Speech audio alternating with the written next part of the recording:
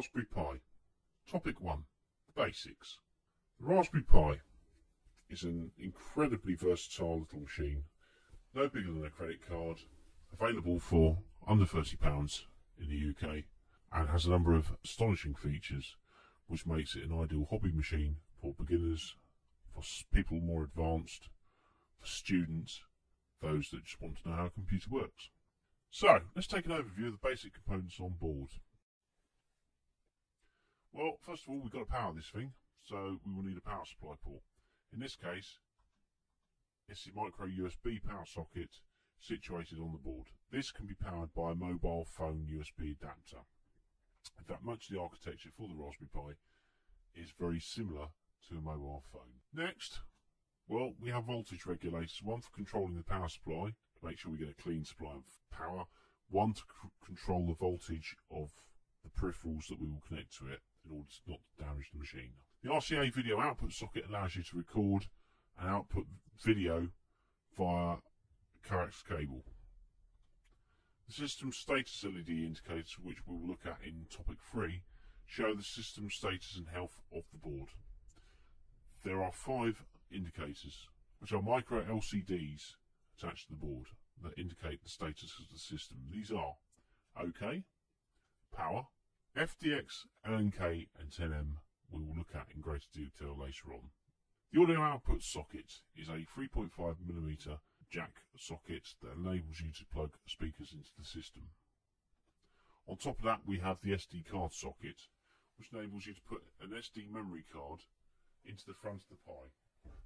This allows you, depending on size, to download a copy of the Linux operating system from the internet and any Python programs, and you can start playing around and altering things. The HDMI output socket enables you to plug the Pi into a computer monitor or indeed even a domestic television as a display. The Ethernet port is there to enable you to connect to the internet via the RJ45 connectors, and there are 2 USB ports which enable you to either connect a keyboard or a mouse or some other piece of equipment onto the board.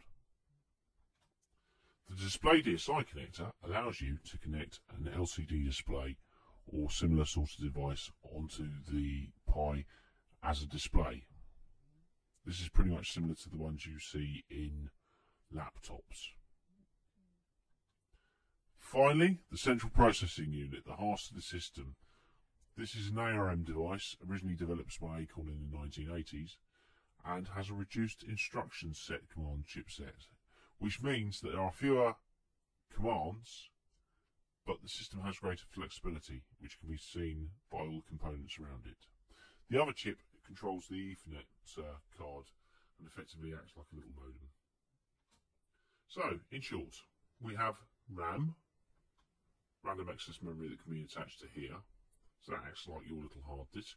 We have a CPU and a GPU, a general processing unit, which is situated smack bang in the middle of the board. This controls all the functions of the Raspberry Pi, with the exception of the Ethernet. It merely talks to the Ethernet chip for communications reasons.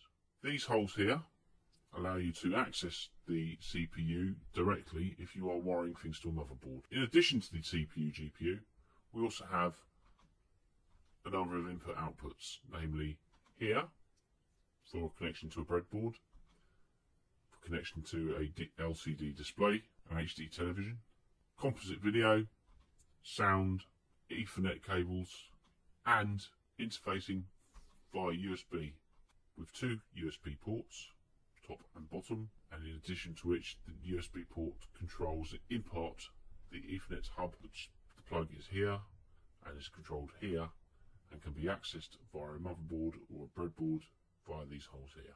This is in essence the architecture of the Raspberry Pi. In topic 2, we'll be exploring how we put this all together and how we can start programming, uploading and playing with the Raspberry Pi.